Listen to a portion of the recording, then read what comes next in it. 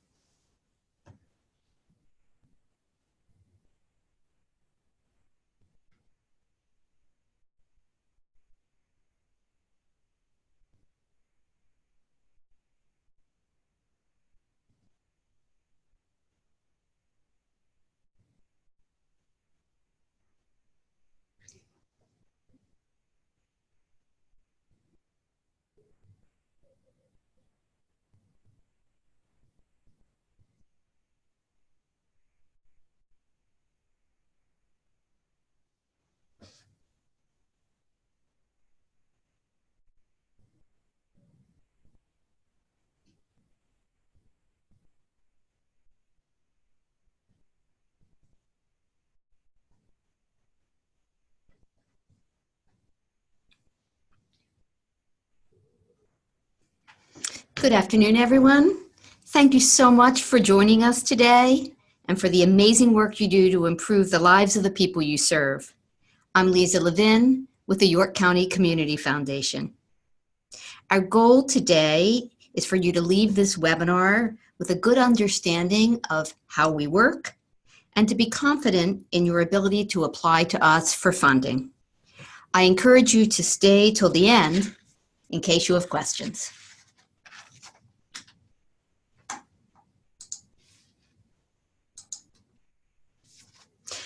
A bit of housekeeping. If you're having a hard time hearing this, you'll want to use the audio settings tab on the bottom left, and you can adjust the volume up here. Please remember to mute your microphone as you join this meeting. When you joined today's webinar, you had the option to connect by phone or by computer. If you're having a hard time hearing us, you may want to phone in instead of using the audio on your computer. Just go back to the calendar invitation we'd sent you for this webinar to find the number to call in by phone. We do ask that you hold any questions until the end, when you can type in your questions here. And remember, you can click to send that anonymously if you'd like.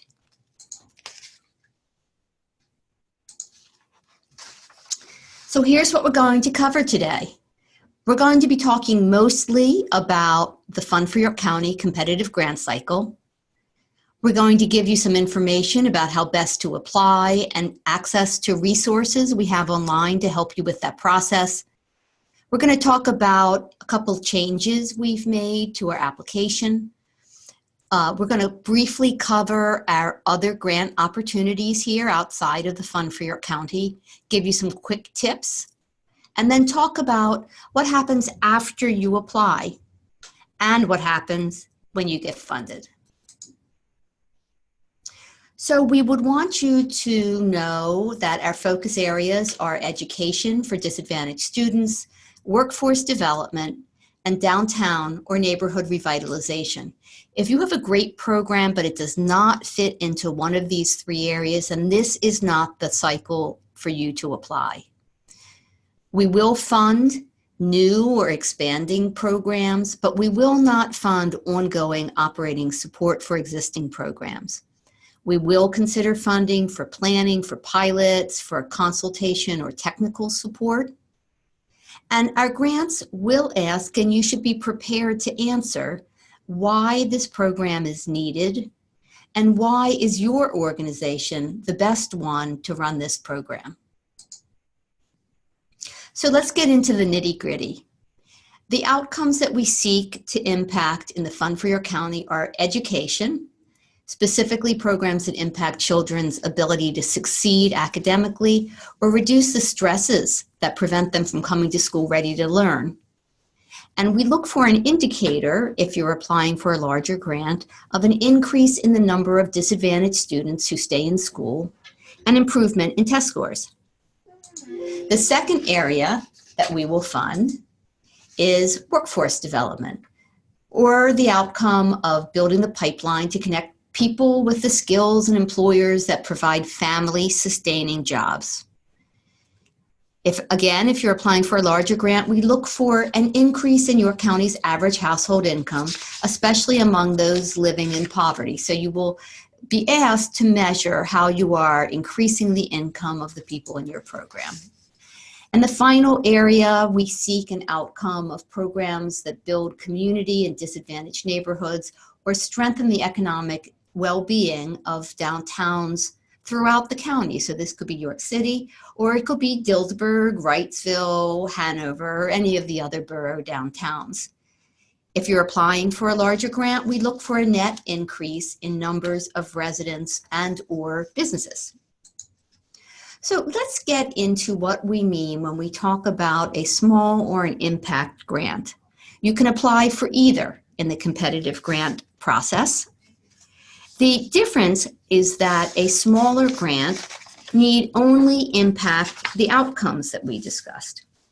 So for example, in education, if you're applying for up to $6,000, you must show how your program will impact children's ability to succeed academically or reduce the stresses that prevent them from coming to school ready to learn.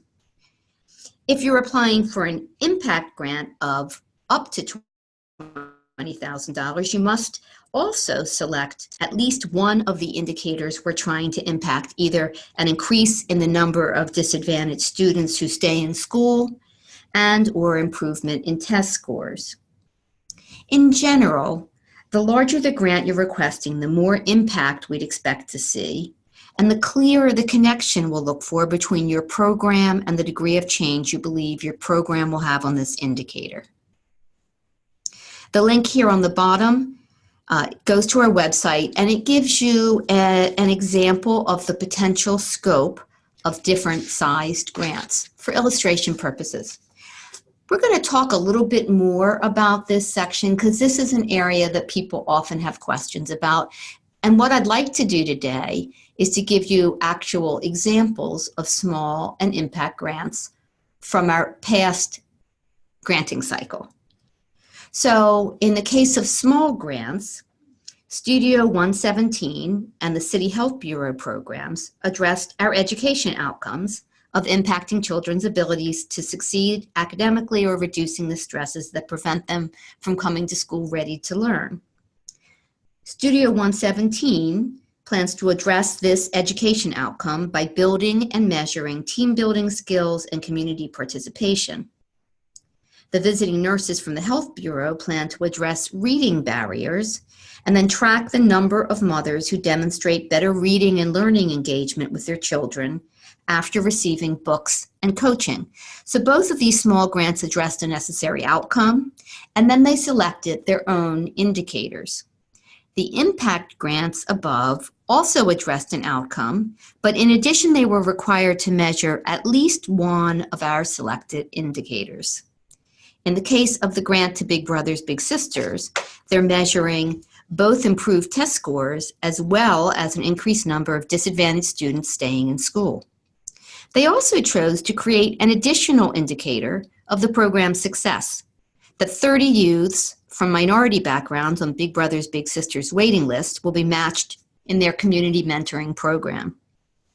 With a Delta grant for downtown revitalization, they selected a required indicator of increasing the net number of businesses, and they also created their own indicators to increase the number of visits to civic events there, and also to increase the profits at their local restaurants and shops. So how to apply? On the home page of our website, at the top, you'll see a tab for grant seekers. If you go down to the drop-down and click on Grant Programs, it lists all of the programs that we have here for which you can apply funding. And if you go down to Fund for Your County, you'll see a link to our online grant application. Click there,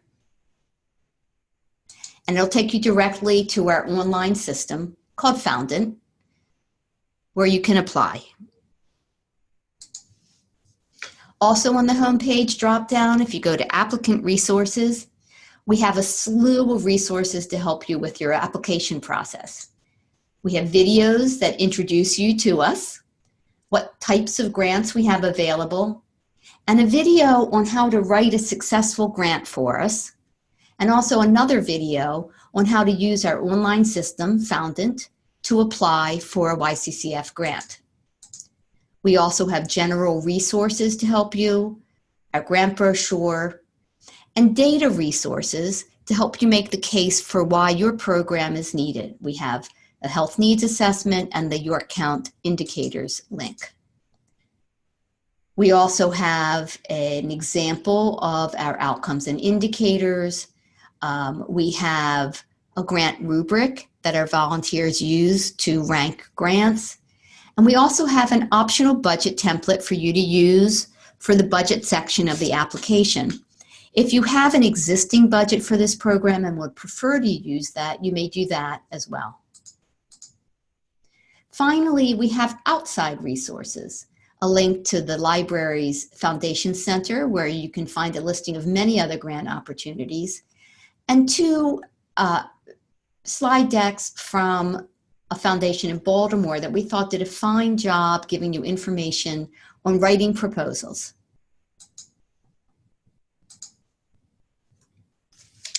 So, how to apply?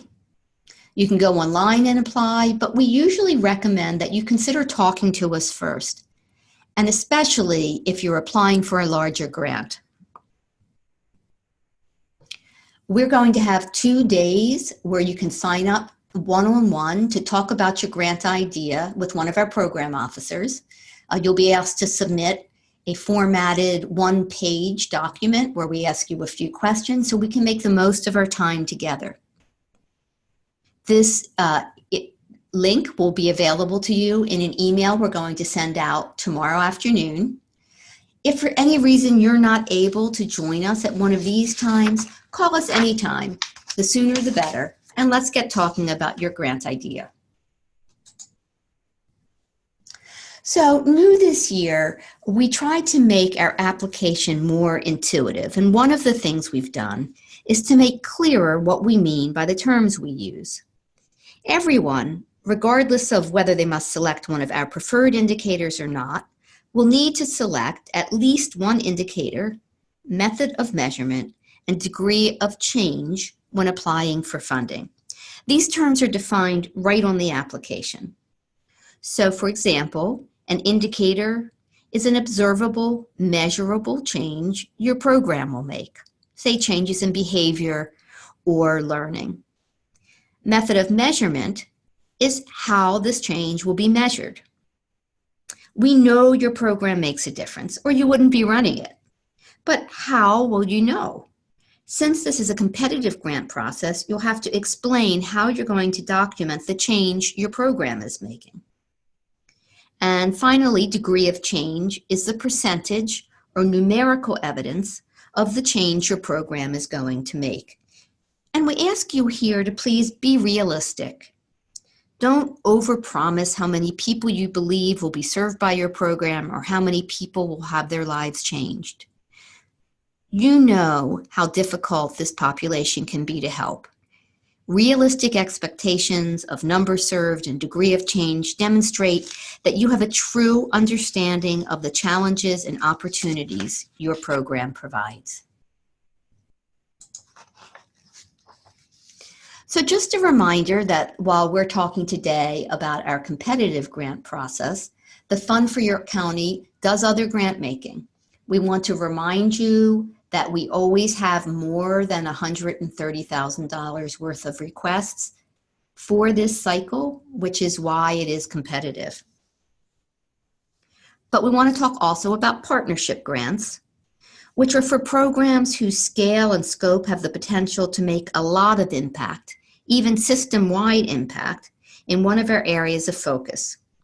These grants may be for more money or for multiple years, and they're often collaborative. They always start with a conversation with us.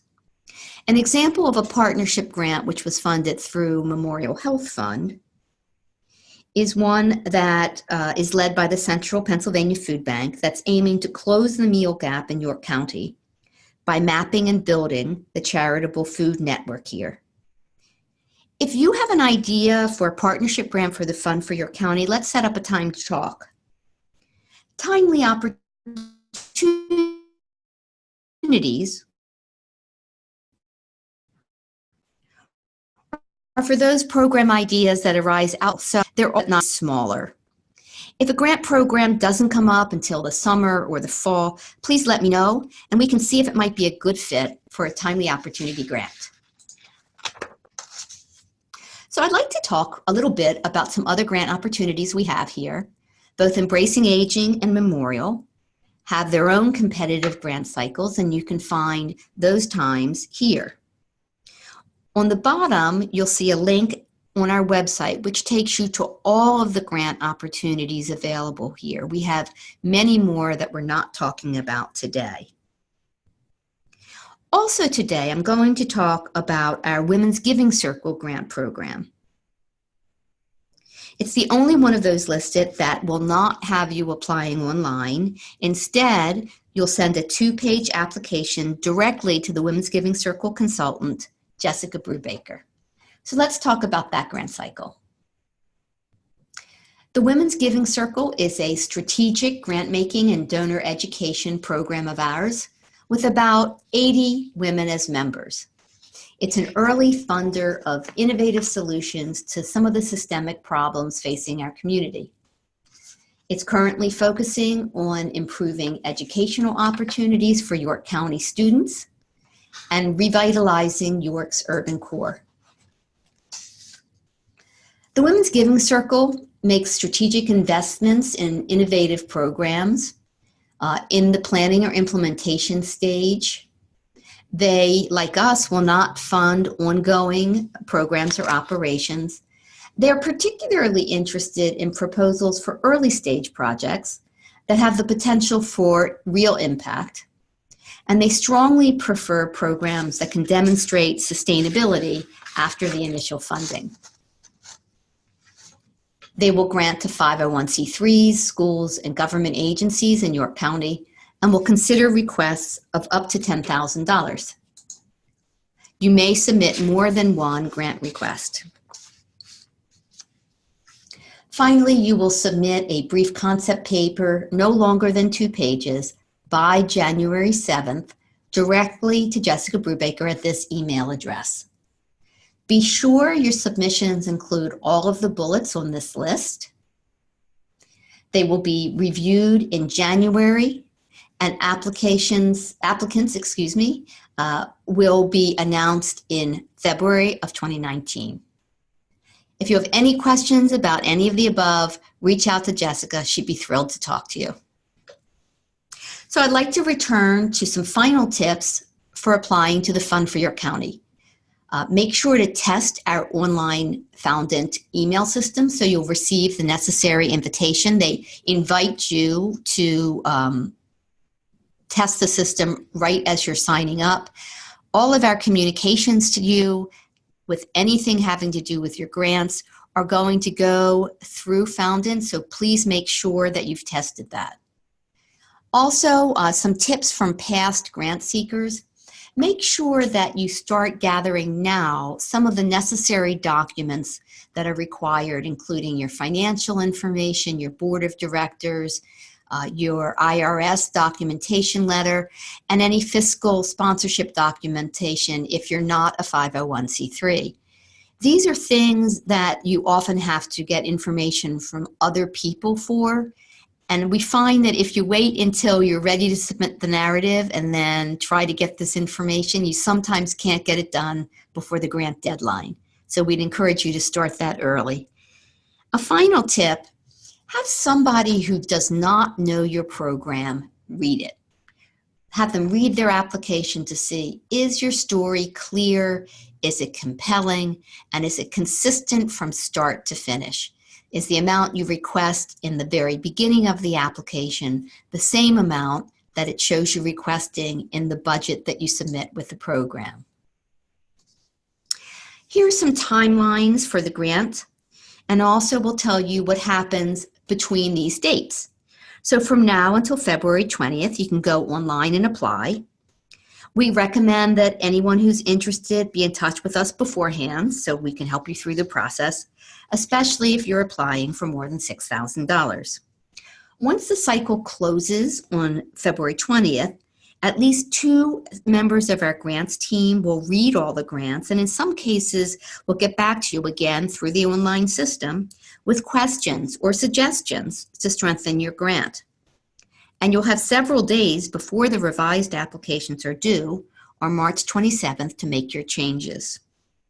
Then the grants go to our volunteer grant readers who will read and score them before meeting to discuss all the grants in more detail and decide which grants we're able to fund. These recommendations then go to our board for its vote in mid-May, and grant awards are announced in the days following the board meeting. If a grant is awarded, a letter will be mailed to whomever completed the application, and if that person is someone other than the executive director, then the ED will receive a letter as well. If the grant is not awarded, then a letter is mailed to the person who completed the application, and you're invited to get in touch with us so we can discuss what you might want to do in the future to strengthen future applications. So remember that tip about having someone else read your application to see if it's clear, compelling, and consistent? Once you've submitted your application and answered any questions that staff may have, the applications go to our volunteer grant readers on our distribution committee. So 4 or 5 people are going to read your grant who may not know your nonprofit, won't be familiar with your work, and won't have been part of any conversations you may have had with staff. All they're going to know about you is what's on the application you submit.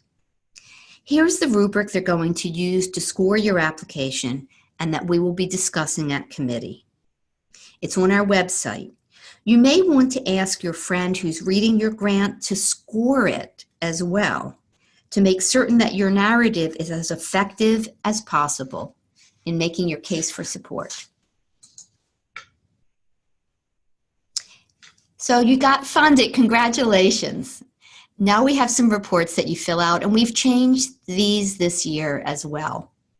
If it is for a larger grant amount, you'll be asked to fill out an interim report midway through your program. We've shortened the questions that we asked, and we have one reflection field in there with instructions for reporting out how you feel about the progress of your grant. The larger conversation happens in our post-grant report, which we've changed as well. We've taken out a lot of our questions and mostly ask you to compare your projected and actual data. What you thought you would accomplish and what you did, how many people you thought you served and how many you did, your budget and your final budget as it actually came through. There's one field on the grant, post-grant, that asks you to reflect, now that you're finished the program, what you would do differently if you were starting it now. When we get your post-grant report, that triggers a conversation for us. We will reach out to you and ask either by phone or in person if we can get together, go through your post-grant report, and learn with you what are the opportunities for programs like yours in the future. And that way we can share that information with future nonprofits who apply to us for funding for any program that's at all similar. So after tomorrow's webinar, we're going to send you a link to this webinar and also a link to sign up for those one-on-one appointments with a grant staff person. All of this information is going to be available on our website tomorrow, on our applicant resource page, along with this slide deck. So at this time, I'll invite anyone who has a question to type it into your Q&A box.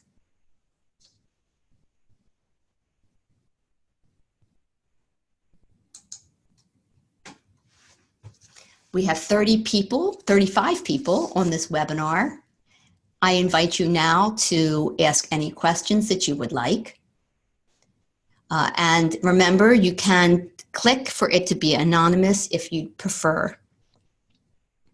So we have one question here asking about education. Can the applicant be independent of a school, such as private tutoring and SAT prep services? So we do not fund for-profit organizations. Eligible organizations are listed on our website, and they include 501c3s, schools, and municipal organizations. I would suggest in the case of an independent application that you consider aligning yourself with a nonprofit that would agree to be a fiscal agent for you and be accountable for your grant. And if you want to discuss that in more detail, I would invite you to reach out to me and discuss that.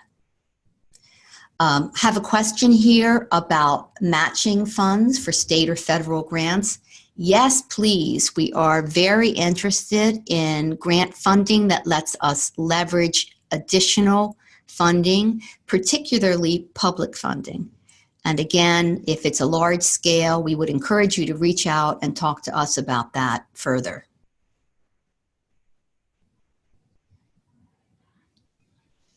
I'm going to wait about 20 more seconds and see if we have any further questions. I also invite you to feel free to reach out to me offline if you have questions that are not listed here. A question here about accessing this slide deck after we signed off. Yes, effective tomorrow, that will be on our website, and we're waiting until tomorrow because we're doing a second identical webinar at that time. Both this entire audio will be available and the slide deck will be available as well.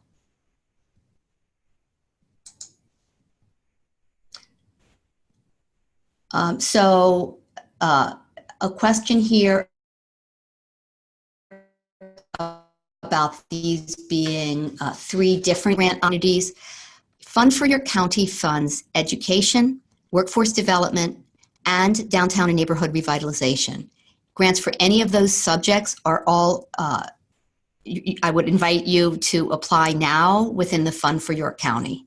If it's for another topic, if it's for embracing aging or for memorial health, those grants have different dates than these.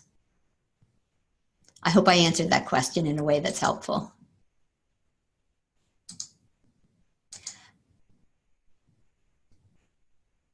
So I'm still open for any more questions if anybody has further questions at this time.